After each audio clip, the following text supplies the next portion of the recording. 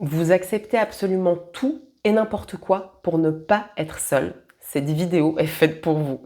Donc, on va voir ensemble que la peur d'être seul vous coûte plus cher que la solitude elle-même. Je vais vous expliquer pourquoi.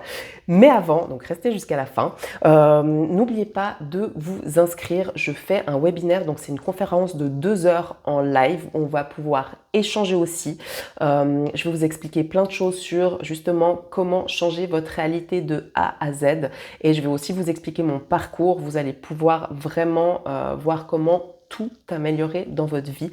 C'est donc 100% offert, mais c'est sur inscription, sur le premier lien sous la vidéo. Allez, c'est parti. Donc, le vrai problème, il y a beaucoup de personnes qui restent par peur et non par amour. Et là, je vais parler donc de toutes les relations. Ça peut être les relations amoureuses, comme les relations familiales, comme les relations amicales, ok?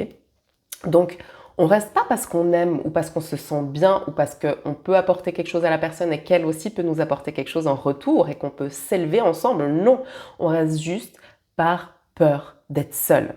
La peur de la solitude vous fait tolérer l'inacceptable. Est-ce que vous pensez réellement que si vous n'aviez pas peur d'être seul, vous accepteriez certaines choses?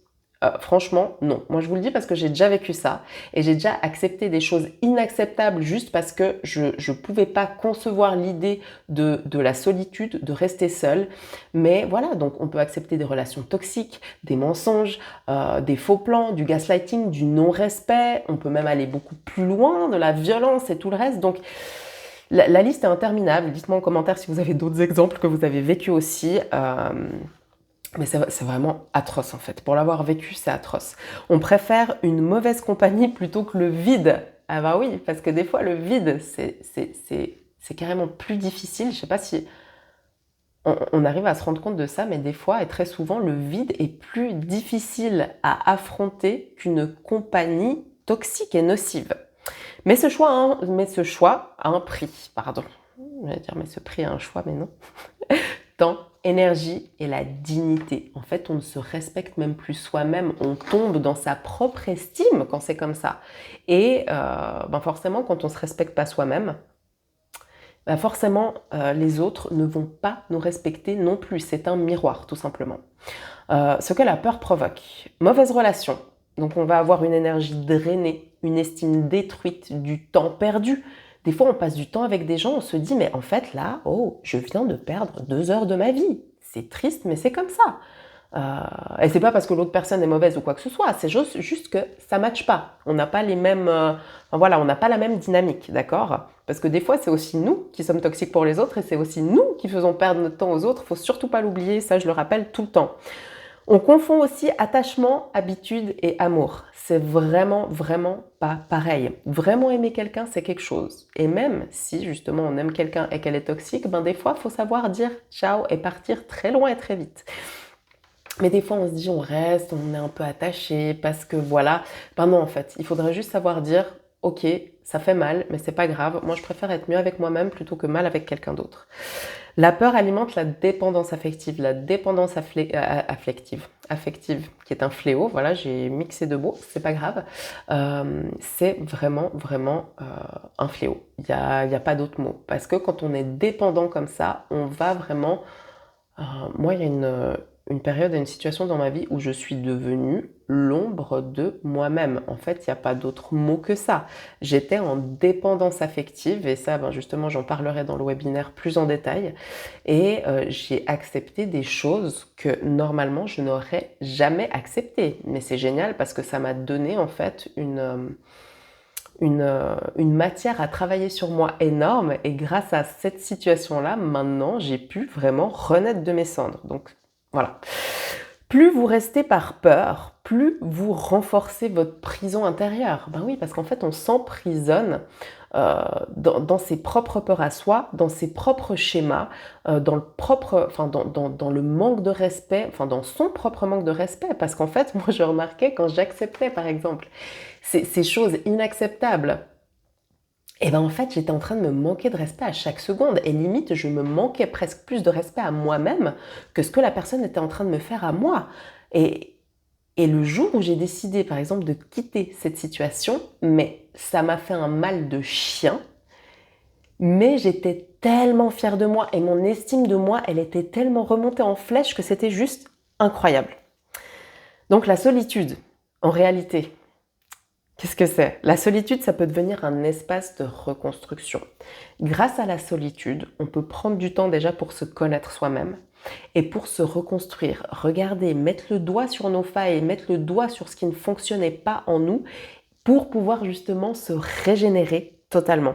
C'est souvent seul que l'on se redécouvre vraiment. Alors, c'est pas une hymne à la solitude parce que je pense vraiment qu'en tant qu'être humain, on n'est pas là pour être seul, on est là pour avoir de la compagnie, pour échanger, mais pour avoir des échanges de qualité et pas pour avoir des échanges chaotiques. Donc en fait, il faut des fois dans la vie stopper, avoir une période où on se concentre vraiment sur soi, qu'on apprend à se connaître, qu'on connaît nos failles, nos qualités, tout ce qu'on veut, et que là, ensuite, on peut ouvrir la porte à des personnes de qualité selon nos critères à nous.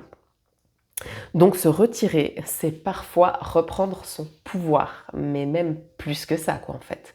Vous reprenez toute votre force, tout votre pouvoir, toute votre positivité, toute votre énergie aussi, parce que des personnes et des relations toxiques, eh ben, en fait, elles drainent tout et vous leur donnez tout. Et c'est vraiment horrible. Donc le silence permet de se réaligner profondément. Le déclic. Quand vous n'avez plus peur d'être seul, vous choisissez mieux. Eh ben oui, parce qu'en fait, dès que vous allez voir, moi c'est ce que je dis tout le temps, c'est que je suis devenue un radar à red flag. Mais vraiment, hein, en un quart de tour, c'est bon, j'ai compris. Donc en fait, forcément, si on est seul, mais n'empêche que on peut choisir des personnes qui, selon nous, sont de haute qualité pour être avec nous. Donc, grâce à ça, vous allez pouvoir vous entourer de perles selon vos critères, d'accord? Vraiment. Vous ne mendiez plus l'amour, vous le sélectionnez. C'est pas ah j'ai besoin d'amour, j'ai besoin d'attention, non. Vous sélectionnez. C'est que là on passe vraiment à un cran supérieur. C'est que vous pouvez vous permettre, et ça c'est absolument incroyable. Vous pouvez vous permettre de dire non. Toi, c'est non. Alors, c'est pas pour faire Ok, non, je devrais plutôt faire comme ça. C'est vraiment parce que, voilà, vous savez ce que vous valez et vous savez ce que vous méritez. Du coup, vous pouvez vraiment dire, non, voilà, toi, c'est non, toi, c'est oui, toi, c'est non. Ça me rappelle, je sais pas s'il y a quelqu'un qui se rappelle de la scène ça date, hein, de la scène de Dewey dans Malcolm, qui dit à un moment, toi tu crèves, toi tu crèves, toi tu vis. Toi tu vis, toi tu vis, toi tu crèves. Enfin bref, petite parenthèse, pour ceux qui ont la ref, mettez-le moi en commentaire. Et donc, votre entourage devient un choix, pas une béquille. Bah oui, parce que ça fait tellement de bien de choisir en fait.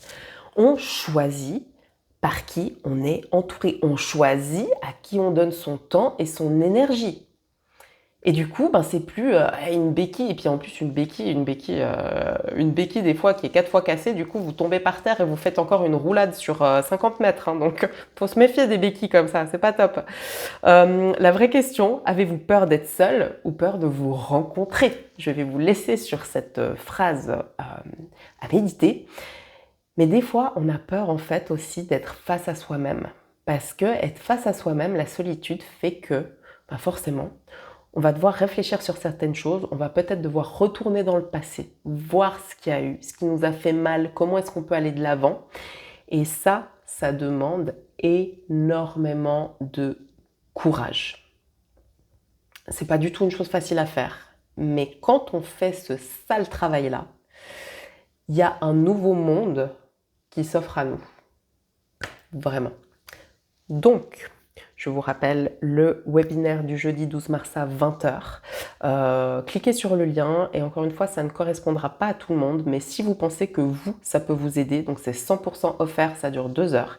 Si vous pensez que ça peut réellement vous aider et que ça peut vous apporter une grosse valeur ajoutée, inscrivez-vous. Voilà. Et si vous voyez que c'est pas fait pour vous, encore une fois, vous serez allé, vous aurez fait un petit tour, mais c'est tout. Donc, prenez bien soin de vous. Encore une fois, merci pour vos likes, vos partages, vos abonnements. Et je vous dis à très vite.